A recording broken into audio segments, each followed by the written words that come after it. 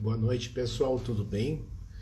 Então, mais uma live hoje sobre alguma patologia ou síndrome reumatológica. Hoje a gente se propôs a falar de epicondilite, a pedido de um familiar, a minha irmã, que sofre disso. Então, a gente aproveitou e vai comentar um pouco sobre essa situação. A epicondilite, né, ela é uma situação de dor crônica no cotovelo. Essa é uma situação bastante comum na população. Por exemplo, a epicondilite ela pode ser dividida em medial e lateral, né? A lateral nós chamamos de epicondilite de cotovelo do tenista, e a medial, na parte de dentro do cotovelo, nós chamamos de cotovelo do golfista, mas esse é um nome que vem da literatura americana, né? Esse esporte não é um esporte praticado assim pela grande maioria dos brasileiros. Já o tênis é um esporte mais praticado aqui no Brasil. Mas lembrar que a maioria dos pacientes que sofrem de dores nos epicôndilos, tanto medial quanto lateral, não são por esportes. São normalmente por atividades de trabalho ou de lazer, né, ou sociais, que acabam contribuindo para a lesão desses tendões. Nós consideramos, então, essa doença não, na verdade, uma tendinite, mas uma tendinose, né? Que normalmente é uma situação de alteração estrutural do tendão, dos tendões envolvidos. No caso do epicôndilo lateral, são os tendões que fazem a extensão do punho, né? E no caso dos epicôndilos mediais, os músculos que fazem a flexão do punho, né? Então, essa tendinose, ela se instala ao longo do tempo, e normalmente ela tem um curso crônico, né? Não é uma situação assim, pode até iniciar de forma aguda, mas usualmente o paciente já vem referindo dor há vários meses, né? Quando ele às vezes já procura o médico. Então, a epicondilite, vou chamar de epicondilite, né? Lateral, por exemplo, que é a tendinite, a epicondilite do tenista, ela afeta até 1,2% da população. Então, é uma prevalência até um pouco maior do que a artrite reumatoide. A epicondilite lateral, então, usualmente ela ocorre no lado dominante, no cotovelo dominante. Então, se a pessoa é destra, usualmente na mão direita, canhota no punho esquerdo, né? Desculpe, no cotovelo esquerdo, mas isso não obrigatoriamente. O paciente vai sentir, então, dor ao movimento, principalmente ao movimento da mão. Por exemplo, se ele, na epicondilite lateral, se ele fizer a dorsiflexão da mão, ele vai sentir dor aqui nessa região, aqui, bem mais ou menos sobre esse ossinho que se chama epicôndilo lateral, né? E quando ele fizer a flexão com peso, principalmente, ele vai sentir dor aqui no epicôndilo medial. Na epicondilite lateral, então, que é mais comum que a medial, então o cotovelo do tenista é mais comum que o cotovelo do golfista, como eu comentei, 1,2% na epicondilite lateral e 0,4% na epicondilite medial.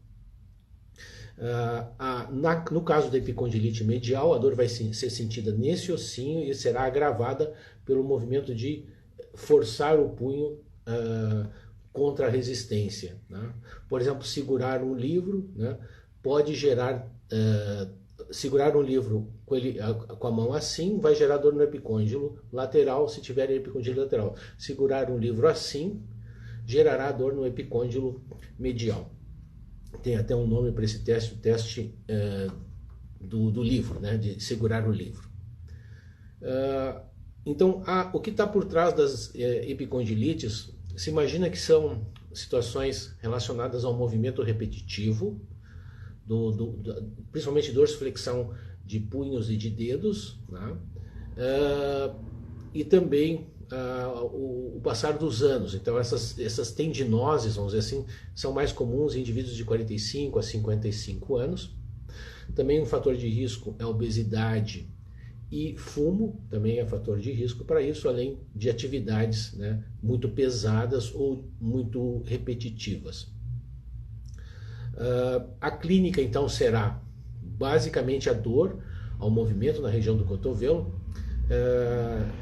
piorada, né, pelo forçar contra a resistência, Essa dor pode ser sentida no epicôndilo, mas ela pode ser sentida também um pouco para baixo, como um pouquinho para cima, tanto na parte lateral quanto na parte medial. Lembrar também sobre esse assunto que o diagnóstico dessa situação ela é basicamente clínico, né? A gente praticamente não precisa de exames de imagem para fazer esse diagnóstico. A gente acaba usando o exame de imagem para afastar alguma outra causa de dor no cotovelo. Existem outras causas de dor no cotovelo.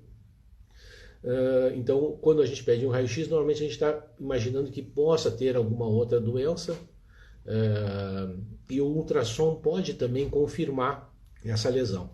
O ultrassom também pode ser útil para graduar a intensidade desse processo degenerativo ali do epicôndilo lateral e medial. Lembrar que essa doença ela já é conhecida desde o século XIX, hein? Não é uma coisa recente, já se conhece essa doença há muito tempo. Em relação então o quadro clínico é um quadro bem fácil de distinguir, né? Lembrar que o paciente com epicondilite, a amplitude de movimento do cotovelo está normal. Então, apesar dele ter dor, ele consegue esticar todo o cotovelo, né? E consegue dobrar todo o cotovelo. Apesar de poder ser dolorido esses movimentos, a amplitude não costuma estar alterada. Se a amplitude estiver alterada do movimento do cotovelo, né? O cotovelo tem basicamente dois movimentos, de flexão e de extensão e também de rotação, né, do punho. Ele participa da supinação da mão e da pronação da mão. Então, se esses movimentos estiverem com amplitude reduzida,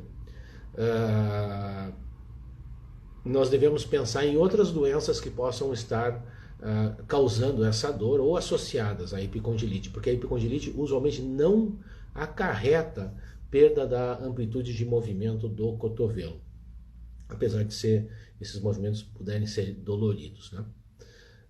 Então isso no exame físico. No exame físico também nós vamos encontrar um dolorimento quando nós apertamos aqui no epicôndilo lateral, na epicondilite lateral, ou aqui na epicondilite medial, quando nós apertamos esse local, a gente costuma ter dor, né? Às vezes a queixa também é de fraqueza, né? Mas principalmente essa fraqueza se dá mais por dor. Na hora que o paciente vai fazer o movimento, ele sente dor, e isso gera uma sensação de fraqueza, né? Então, também pode ser um sintoma comum de patologia da epicondilite. Lembrar assim que normalmente nós não temos informigamentos nessa doença, dormências, né? Isso vai sugerir outros tipos de doença e não epicondilites. Lembrar também que o prognóstico dessa doença é bom, pessoal. Ele é meio rebelde a doença, o problema, mas usualmente o paciente, depois de alguns meses, ele costuma ir melhorando. Às vezes fica uma dor residual. Talvez quem já sofreu dessa doença já conheça essa evolução. Às vezes incomoda alguns meses, raramente um ano ou mais, né? E depois vai melhorando, apesar de não haver tratamento, por exemplo. Não que a gente esteja argumentando que não se deva tratar, mas lembrar que a evolução não é uma evolução ruim. Então é importante, inclusive, no tratamento do paciente, tranquilizá-lo, né? Nós não teremos uma evolução a princípio ruim da epicondilite, a não ser que haja alguma outra doença por trás. Então, em relação ao tratamento, é importante educar o paciente, lembrar que o movimento repetitivo da mão, seja em trabalho, seja em esporte, atividade social, pode estar contribuindo para a dor. Então, se ele puder evitar esse movimento, diminuir esse movimento, isso deve ajudar, né? Então, educá-lo nesse sentido, tranquilizá-lo, né? E para alívio imediato da dor, assim, naqueles quadros em que o paciente chega com muita dor, nós podemos aplicar gelo regularmente sobre o local várias vezes ao dia. Esse gelo irá contribuir para alívio de dor. No caso da epicondilite lateral, sobre o epicôndilo lateral. No caso da epicondilite medial, sobre o epicôndilo medial. Além disso, é importante fazer alongamentos do tendão com o cotovelo esticado puxar a mão assim, vou tentar mostrar para vocês. Esse alongamento é um alongamento útil, pode ser feito várias vezes ao dia. Outra medida não farmacológica, não medicamentosa, é colocar uma banda, um contraforte na região do epicôndilo, 10 centímetros abaixo, principalmente na epicondilite lateral. 10 centímetros para baixo é uma banda que você pode firmar com velcro e usá-la durante o seu dia. Também alguns acreditam que isso possa ser benéfico, né? Então, isso pode ser feito para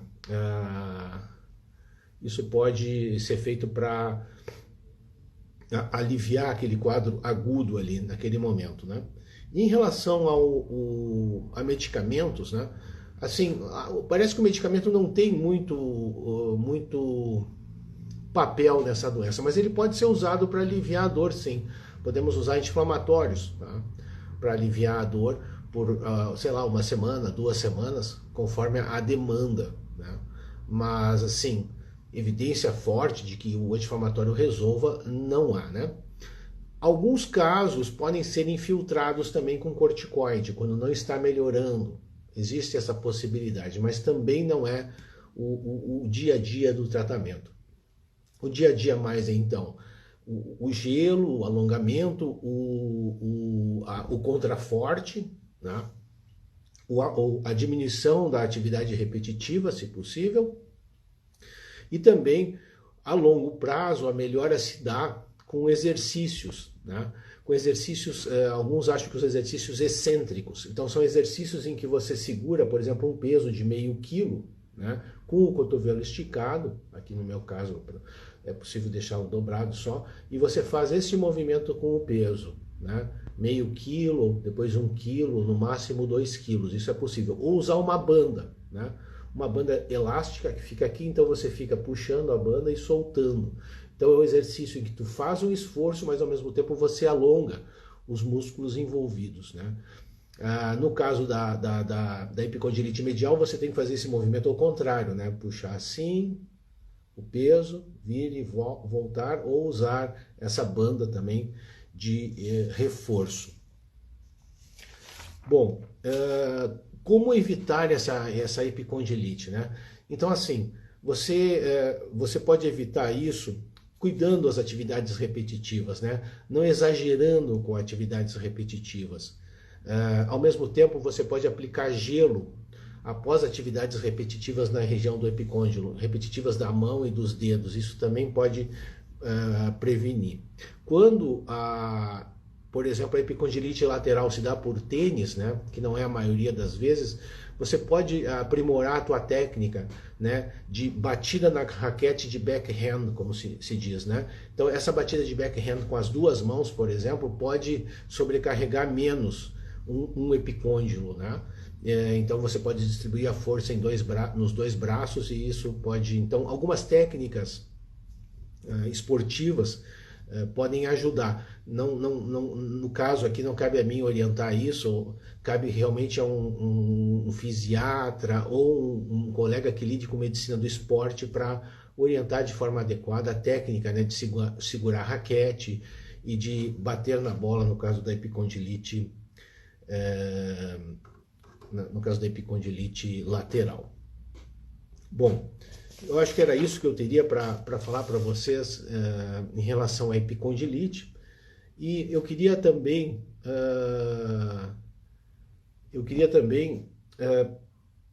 responder algumas perguntas que o pessoal que está comigo, que me segue, me mandou previamente a essa live, né? Por exemplo, eu tenho aqui 5 perguntas, eu vou ler para vocês, está aqui no computador. Qualquer dor no cotovelo pode ser epicondilite? Excelente pergunta, né? A causa mais comum de dor no cotovelo é a epicondilite, principalmente a lateral e depois a medial. Porém, existem outras causas de dor no cotovelo. Vou dar alguns exemplos. Doenças cervicais, né? Compressão de nervos cervicais, podem dar dor irradiada sendo sentida no cotovelo. É uma das causas do diagnóstico diferencial. Outra possibilidade Por exemplo, são tendinites, né, na região do tríceps, na região do olecrano, bursites também na região do cotovelo, tendinite bicipital ou até ruptura bicipital. E também artrite do cotovelo, por exemplo, por artrite reumatoide, ou por gota, ou mesmo doença degenerativa, artrose do cotovelo, né? Isso pode ser causa de dor no cotovelo. Então os médicos têm que estar atentos, né? Os pacientes e médicos devem estar atentos e investigar, sim, isso. Não é muito difícil fazer esse diagnóstico diferencial num consultório médico. Tem uma segunda pergunta aqui. Eu jogo tênis com meus amigos uma vez por semana. Normalmente a epicondilite ela é mais comum em jogadores amadores do que em profissionais, porque os profissionais acabam desenvolvendo técnicas para minimizar essa inflamação no cotovelo. Já os amadores não. Então é mais comum no tênis amador a epicondilite. Eu tenho que tomar algum cuidado para não desenvolver isso? Olha, sim, é possível tomar alguns cuidados. Por exemplo, você pode buscar orientação com um técnico da forma em que você deva bater na bolinha, principalmente no backhand, né? Você pode também aplicar gelo após o jogo nessa região. Isso também. E você pode fazer esses exercícios de fortalecimento que podem também prevenir. Então, há formas da gente tentar evitar o surgimento desse tipo de problema. Uma terceira pergunta aqui é o que acontece se a pessoa não tratar a epicondilite? Bom, primeiro que ela vai sofrer bastante, né? Mas lembrar que essa doença costuma ter um certo alívio com o passar do tempo. Então é possível que ela tenha sofrido disso bastante durante uns meses e depois isso vai minimizando, às vezes desaparece, às vezes fica uma dor residual. Então essa é a evolução, né? Não que então você vai ter assim um bloqueio no movimento, uma sequela grave dessa doença, não. Isso não acontece, tá? Quarta pergunta, tem algum remédio que possa aliviar a dor? Sim, o remédio pode ser anti-inflamatórios não esteroidais ou até mesmo esteroidal ali para aquela fase mais aguda. Você pode e deve usar essa medicação, sim, né, para aliviar a dor. Mas esse alívio costuma ser temporário. O que a longo prazo funciona bem são aqueles exercícios de fortalecimento e também o alongamento do tendão e os cuidados, né? Talvez reduzir um pouco o movimento repetitivo. Isso vai dar um resultado melhor do que o remédio a longo prazo. A última pergunta, a quinta pergunta, meu cotovelo dói muito na fisioterapia e ao longo do dia também. Então, naquelas fases muito agudas, realmente às vezes é difícil fazer a fisioterapia porque está doendo muito ali naquela região, né? A pergunta é, devo continuar fazendo esses exercícios? Olha, como eu comentei, a melhora a longo prazo se dá com exercícios, né? Então, exercícios devem ser feitos sim. Claro que eles devem ser feitos, então, se eles estão incomodando, supervisionar isso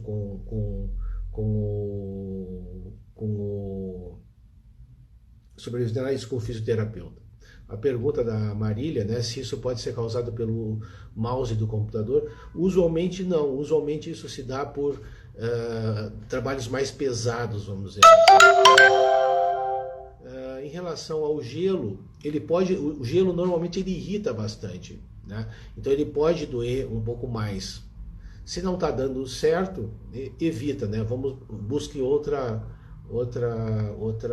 opção aí que não o gelo, porque o paciente não deve ficar sofrendo, né? Não está dando certo, paciência, busca-se outras alternativas. Os alongamentos são bem importantes e os exercícios excêntricos, né, com o peso. Então, quando o peso desce, ele alonga essa musculatura com o cotovelo esticado. Isso é útil também. Eu não sei se alguém tem mais alguma pergunta, mas estou encerrando essa minha live. Agradeço a atenção aí do pessoal que me segue, né? E teremos uma nova live no final de março.